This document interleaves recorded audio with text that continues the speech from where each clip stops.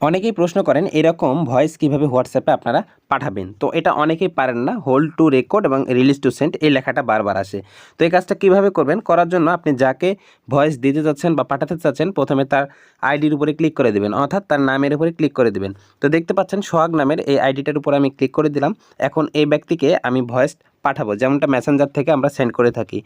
তো বারবার যখনই আমরা মাইক্রোফোনের উপরে এখানে টাচ করি তখন হোল্ড টু রেকর্ড এবং রিলিজ টু সেন্ড এই লেখাটা চলে আসে। এবং এটা কেন আসে এবং আমরা পারি না কেন? তো আমাদেরকে বলে দিচ্ছে যে মাইক্রোফোনটাকে হোল্ড করে আমাদেরকে মেসেজ পাঠাতে হবে বা ভয়েসটা পাঠাতে হবে, তাই না? তো এই ভয়েস মেইল কীভাবে পাঠাবো? তো এই জন্য প্রথমে মাইক্রোফোনের উপরে হাত দিয়ে চেপে রাখবেন, অর্থাৎ আঙ্গুল দিয়ে টাচ করে হোল্ড করে রাখবেন। এটাই হচ্ছে হোল্ড করা।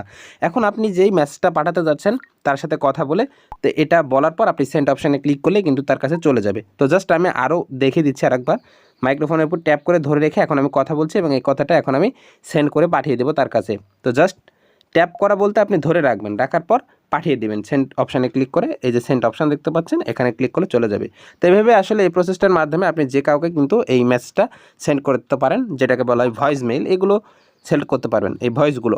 তো ভিডিওটা দেখে যদি আপনার উপকার আসে অবশ্যই চ্যানেলটা সাবস্ক্রাইব করে পাশে থাকবেন এবং ভিডিওতে লাইক দিতে কখনোই ভুলবেন না। সো ধন্যবাদ আপনাদের সবাইকে।